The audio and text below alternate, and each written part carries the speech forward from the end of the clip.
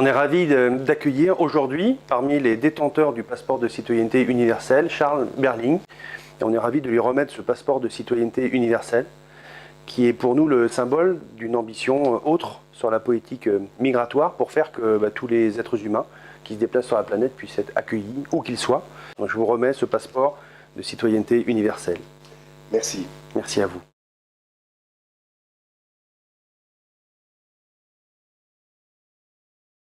On se pose au niveau mondial des questions sur le commerce mondial, sur en ce moment sur l'écologie, c'est-à-dire sur un certain nombre de choses. Les dirigeants du monde entier, les populations du monde entier se disent il faut se concerter et il faut faire les choses ensemble. Il ne faut pas les faire chacun dans son coin.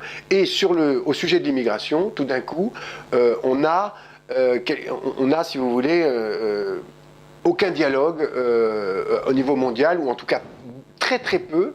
Donc c'est absolument bizarre de voir que, si vous voulez, les flux migratoires qui vont en plus, comme on le sait, s'intensifier sur les 20, 30, 40 années à venir et qui vont devenir un vrai sujet, pourquoi eh bien, il n'y a pas une réflexion à ce niveau-là.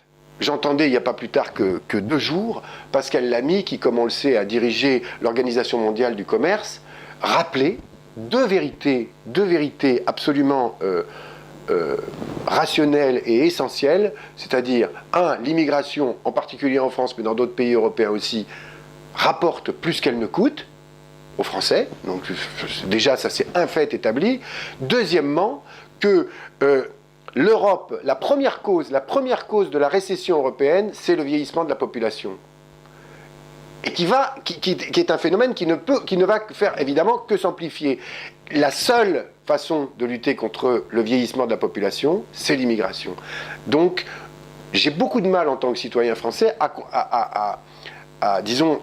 j'ai beaucoup de mal à comprendre le discours de beaucoup d'hommes politiques, maintenant, aujourd'hui, presque tous, qui cèdent juste à quelque chose de totalement irrationnel, à une espèce de panique qui n'a absolument aucun rapport avec la réalité. L'immigration est un phénomène naturel, en plus, de l'être humain, depuis toujours.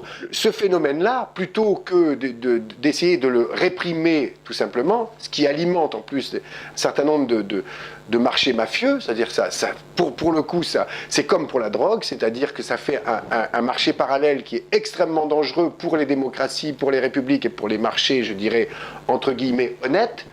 Eh bien, ça alimente tout ça, plutôt, alors qu'il faudrait le penser.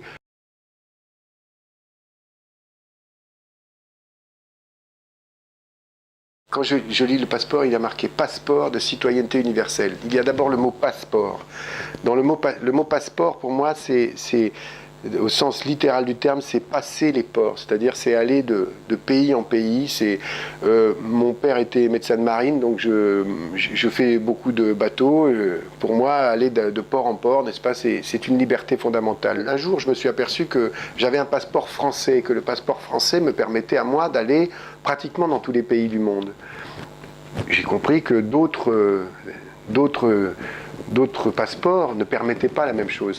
Deuxièmement, citoyenneté. Alors citoyenneté, ça veut dire que j'appartiens à une société et je m'en sens responsable. Je reconnais chez les autres hommes sur la planète les mêmes droits que moi. C'est-à-dire je leur reconnais le droit à l'existence, je leur reconnais le droit à être un égal, mon égal. Donc d'avoir un passeport de citoyenneté universelle, c'est évidemment, vous l'avez compris, pour moi, extrêmement... c'est une utopie fondamentale et absolument nécessaire.